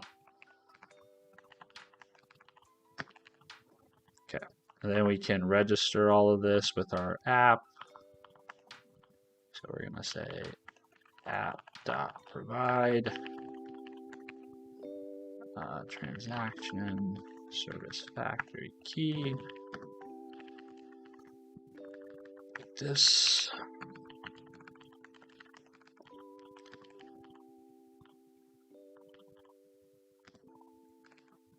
Then we're going to go to our composables and we're going to add a use transaction service,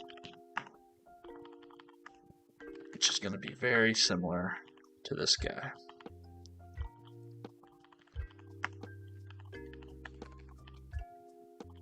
Only this is going to be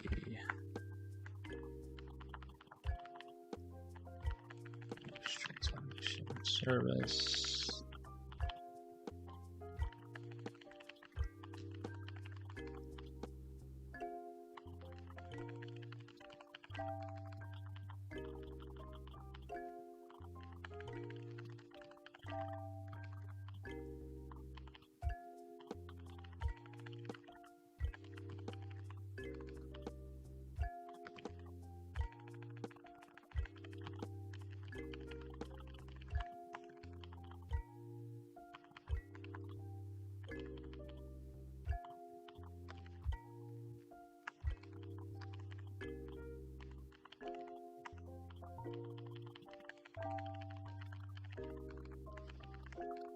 Oh, that was a bug. Or at least it's incorrect. Auth service.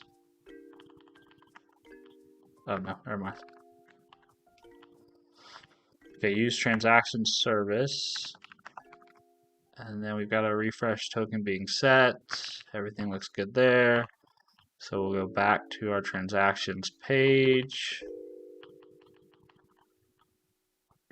Use transaction view. So now what we'll do is we'll say const user store equals use user store like this.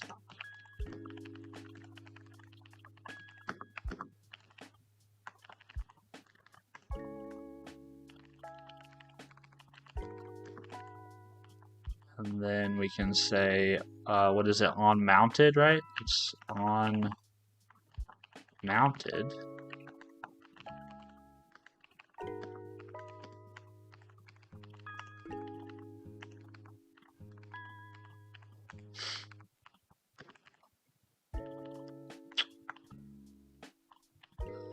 We need to do some stuff.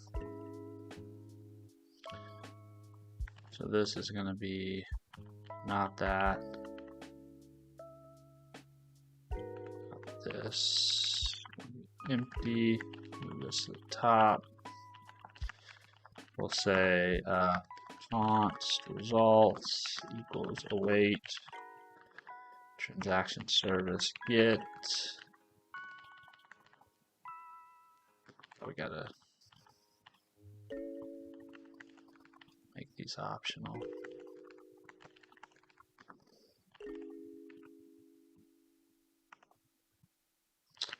And we'll say if result.error, then we will say return, and we will alert the user, and we will say result.val.map over errors to get the error.message. We will join it by a new line. I'm racing against the clock right now because I want to get this working, but otherwise we're going to say transactions dot value equals result dot value dot items. We need to import this. Okay, this should work. Famous last words. Good morning, Rockin' Brain. Good to see you. I'm doing well. Yeah, it's been quiet stream, productive stream, good stream, delicious coffee. Yeah, it's been good. What even are you doing? I am working on an application. I'm drinking code, occasionally chatting with you all. Yeah, just having fun. Living life, man, living life. That's my browser.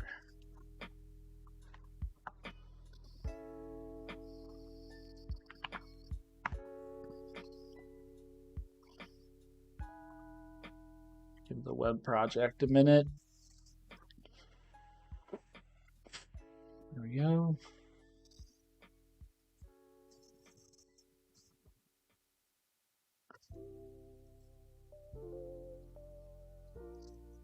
Come on. Come on, V. Do your thing. You can do it. You can do it.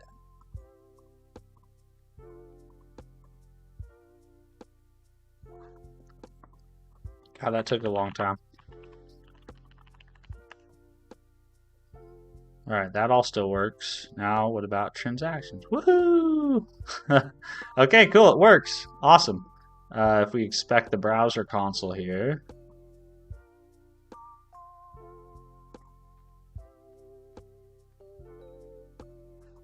And we do refresh.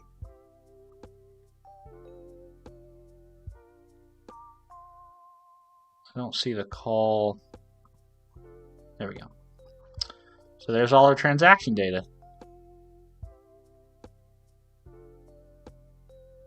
Okay, the one thing I see I'm missing is merchant name doesn't seem to be coming through.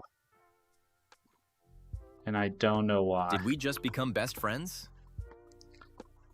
Yo, thanks for subscribing. Appreciate that. So why actions? Oh, well that's why, because we we didn't put a name on it. So let's do public string merchant name, and then here we'll say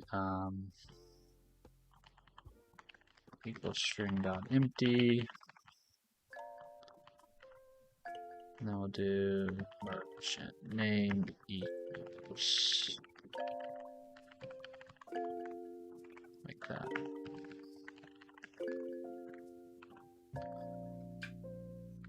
Let's restart.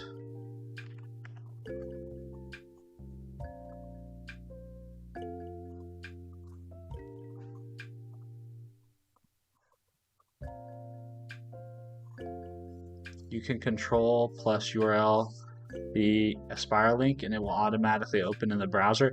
Yeah, but sometimes it's unpredictable which window it's going to open in, so I always just copy and paste it. I'll put it right where I want it.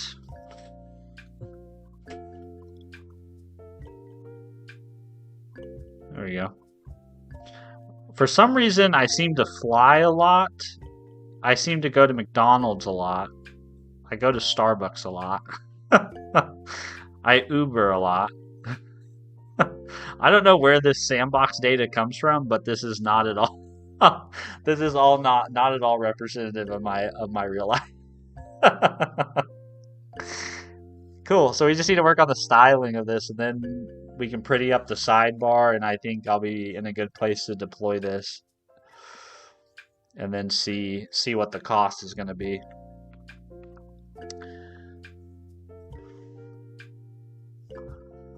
Let's do LG.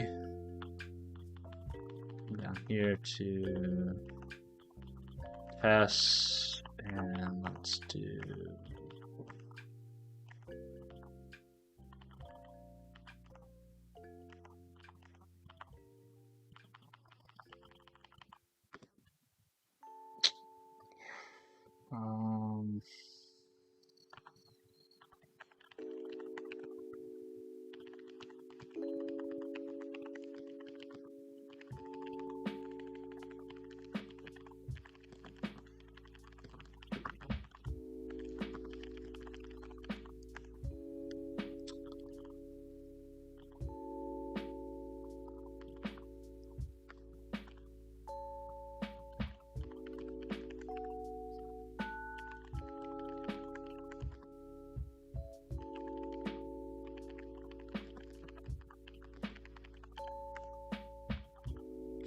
Okay.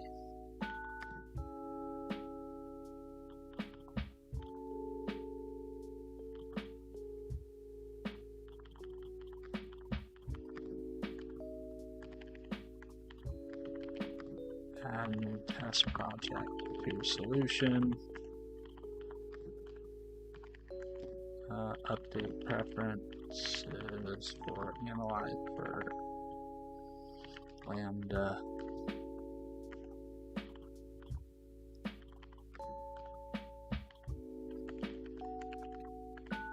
API.tests, added tests for transaction.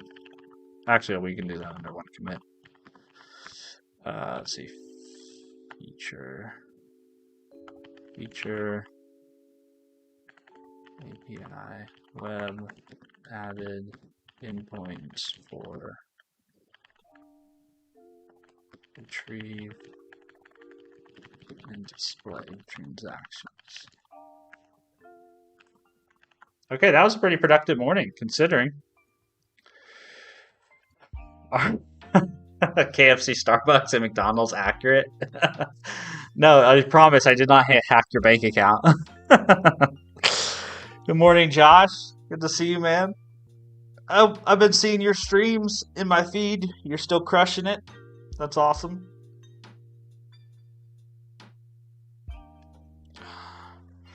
Rush and crunch to wrap up the stream. Yeah.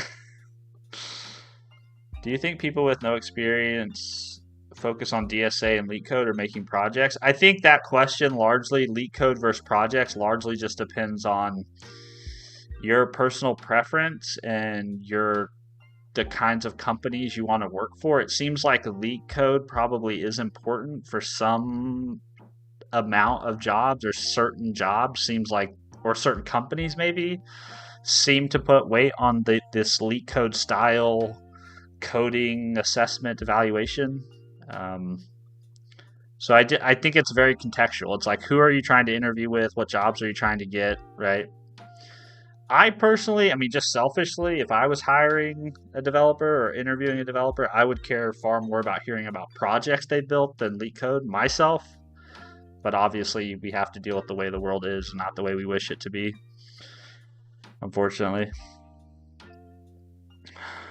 All right, guys, I gotta head up. I have stayed way later than I probably should have, but that was fun. I'm glad we got that working. We made progress. It's a win. I'll be back tomorrow morning. If you're new here and you want to come back and hang out again, you can find us live on Twitch or YouTube just about every morning from about 4:15 a.m. to 7 a.m. That's Central Standard Time. And then if you want to chat with us outside of stream, obviously you can find us in our Discord where we dwell in discord.stephenfreeborn.com. I put that link in the chat as also just for your reference. Pablo, it was excellent to see you, sir. I hope you have a great day. Christopher, have a nice day. Josh, hope you kill it today on your live stream. Wish you all the best of luck. Lyric Wave, see ya. AAP, I don't really know how to say your username, but appreciate you dropping a comment. Rockin' Brain, have a great day. Goblin, what's up? See you, Minister of Defense. Shiriro, Kitsu, bye. Bye, Dota. All right. I think I caught everybody that was here recently. Bye, guys. Bye. Have a good day. Appreciate y'all. Thanks for hanging out with me. Very kind of you.